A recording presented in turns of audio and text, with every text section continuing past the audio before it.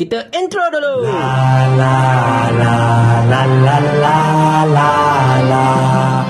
Kalau anda tak pernah tonton filem Pendekar Awang, maka inilah antara sebab mengapakah anda patut menonton filem tersebut.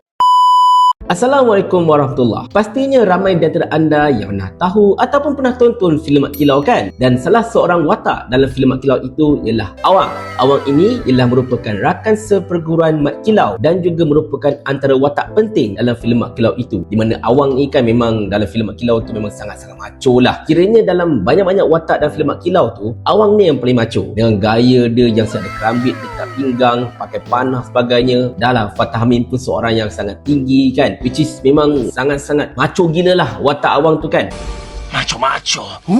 Dan watak Awang ini telah diberikan spin-off beliau yang tersendiri, iaitu filem Pendekar Awang Darah Indera Gajah. Di mana filem Pendekar Awang ini merupakan lanjutan kepada peristiwa kebangkitan orang-orang Melayu menentang penjajahan British dekat Pahang. Di mana Fatah Amin selaku Awang telah dikekalkan dalam filem ini bersama-sama dengan watak Tok Janggut, watak Haji Sulong dan juga watak Ibrahim, iaitu adik seperguruan Awang yang dilakukan oleh Ari Karimi. Dan antara watak baru yang sangat-sangat notable dalam filem ini ialah isteri kepada Awang yang dilakonkan oleh isteri kepada Fatah Amin, iaitu Nur Fazura. Jadi inilah review jujur daripada saya yang saya akan kira daripada segi sinematografi, daripada segi pacing cerita, daripada segi jalan cerita dan juga dramatiknya, dan juga daripada segi mesej yang ingin disampaikan. Tiba-tiba pula Papa Beri jadi review filem ini dah tukar career ke? Tak, career tetap sama. Kita tetap pengkritik isu-isu rakyat. Cumanya kali ini kita nak review filem yang sebenarnya bagus untuk kita rakyat Malaysia, terutamanya orang-orang Melayu ini. Kenapa? Tonton review ini sampai habis. Sebelum kita bincang lebih lanjut tuan-tuan dan sekalian,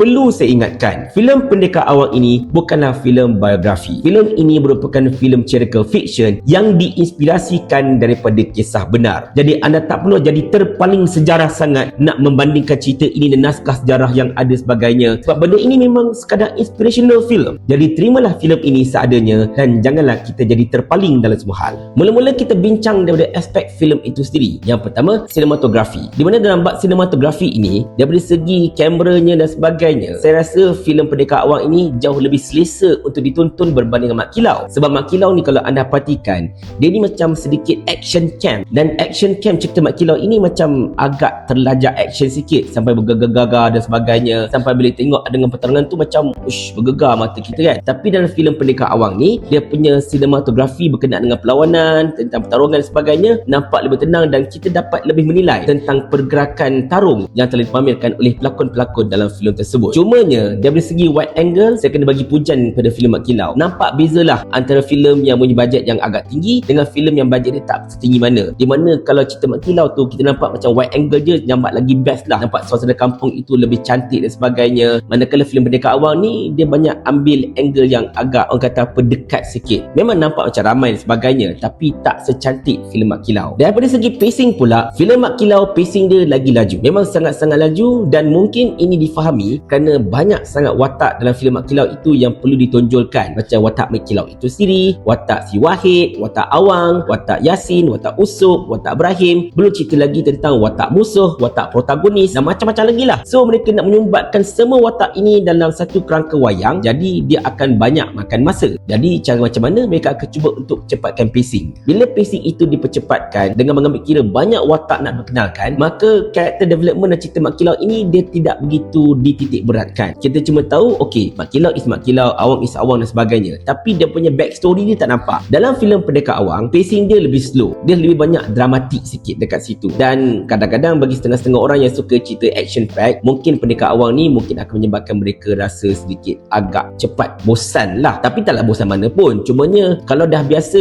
pacing cerita Mat Kilau, cerita Pendekar Awang ni dia punya pacing ni macam agak relax sikit. Tetapi oleh kerana punya pacing tu tak selaju filem Mat Kilau, maka character development dan cerita itu nampak lebih menyeluruh. Apatah lagi dan cerita Pendekar Awang ni tak banyak watak yang nak diketengahkan. Cuma ada watak Awang, watak Ibrahim, and then watak Tahir adik kepada Awang, watak Sayang isteri kepada Awang, and then beberapa watak Sri Kandi yang bertarung dan juga beberapa watak lain. Tapi tak banyak watak yang perlu disumbatkan dalam satu sinema itu sendiri. Jadi daripada segi pacing cerita, saya suka Mat Kilau lagi sebab dia lagi laju. Tetapi bagi mereka yang sukakan character development, nak tahu tentang backstory, nak tahu motif dan sebagainya, dan juga dalam kes Awang, internal struggle beliau, maka Pendekar Awang ini sesuailah untuk kita memahami dengan lebih lanjut apakah motif dan juga struggle yang ada dalam diri Awang tersebut. Menyebut tentang dramatik, saya kena akui filem Mak Kilau memang banyak sangat babak-babak yang dramatik, terutamanya babak isteri kepada Wahid dibunuh oleh orang-orang Inggeris dan sebagainya. Dalam filem Pendekar Awang ini tetap ada babak yang sedikit dramatik, tetapi dia tidak mencapai tahap dramatik seperti mana Mak Kilau, tetapi cukup untuk menambahkan rasa geram kita, rasa marah kita terhadap penjajah dan sebagainya. Secara asasnya gerapan itu okeylah, boleh diterima dan kita nampak motif tersebut. Itu dari segi aspek filem itu sendiri. Tentang mesej ni bagaimana pula? Yang inilah yang saya kena minta sangat-sangat anda untuk tonton filem Pendekar Awang ini, sebab ianya merupakan satu kesinambungan terhadap mesej yang cuba disampaikan dalam filem Mak Kilau, iaitu pentingnya orang-orang Melayu ini bersatu dengan mengenepikan segala perbezaan pandangan dan sebagainya, bersatu untuk mempertahankan tanah air dan juga agama serta bangsa kita sendiri. Saya tertarik dengan babak-babak awal dan filem tersebut yang menyatakan dengan jelas betapa antara tujuan utama orang-orang putih ini datang ialah untuk memastikan kita ini dipisahkan daripada ulama'-ulama' kita, daripada orang-orang yang menceritakan kepada kita tentang agama kita, tetapi mereka ingin tinggalkan sedikit sahaja agamawan, iaitu agamawan yang jenis suka bergaduh sesama sendiri, yang jenis suka mempelekehkan sesama sendiri, yang duk kutuk imam sana, yang duk kutuk ulama' sini, dan suka duk berlaga-laga, sebab mereka inilah yang akan jadi barah duri dalam daging dalam masyarakat kita. Dan ada banyak lagi mesej yang tersurat dan juga tersirat dalam filem Pendekar Awang ini yang sebenarnya patut sangat-sangat anda tonton, terutamanya dalam keadaan negara kita sekarang di mana kita dapat lihat orang Melayu memang sangat-sangat berpecah. Banyaknya parti Melayu pun tak membantu sebenarnya, tetapi secara asasnya orang Melayu ini bukan berpecah sebab apa, tetapi lebih kepada ideologi yang tidak menguntungkan. Sebab ideologi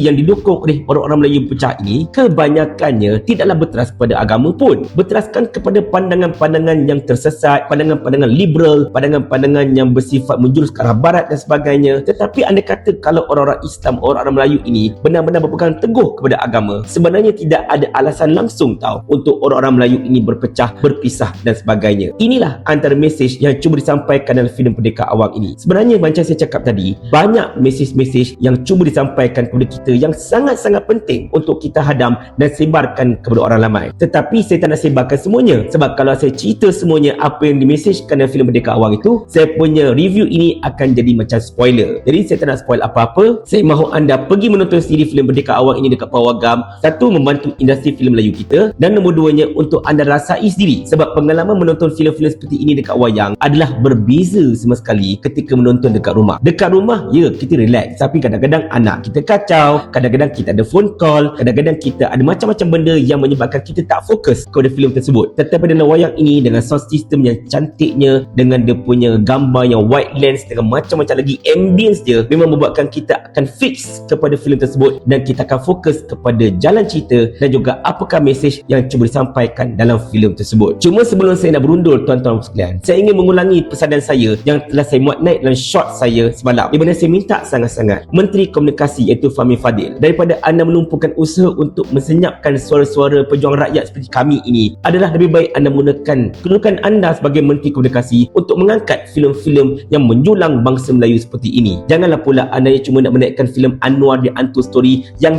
tak menambah nilai apa-apa pun dalam masyarakat itu. Baik anda gunakan tenaga anda untuk menaikkan filem-filem seperti Pendekar Awang ini, sebab filem-filem seperti inilah yang akan meningkatkan jati diri orang-orang Melayu, orang-orang Islam terutamanya dalam negara kita ini. Unless kalau adalah beberapa pihak di luar sana yang memang tak senang akan kebangkitan orang-orang Islam, orang-orang Melayu, sebab kebangkitan ini pastinya akan dicok sebagai 3R, manalah tahu kan. Tetapi itulah dia tuan-tuan sekalian, macam saya katakan, anda memang patut tonton filem ini. Bukan kenapa, kerana filem ini syarat dengan mesej yang patut anda hadam dan sebarkan. Dan bagi Papa Berry boleh bagi 3.8/5 markah. 3.8 tu kira tinggi jugalah, sebab mengambil kira sinematografi dia yang bagus, cuma dia tak cukup wide lens, video pacing yang agak slow tetapi cukup untuk character development dan juga mesej-mesej yang ingin disampaikan dalam filem ini. Tetapi kalaulah ada orang yang dok menyampah dengan filem ini dan kata yang bukan-bukan, terutamanya kalau ada orang Melayu sendiri yang kutuk filem-filem seperti ini, cakap terus terang, saya ingin tanyakan kepada anda soalan ini. Mau tak tuan hamba kalau hamba kirimkan ke akhirat?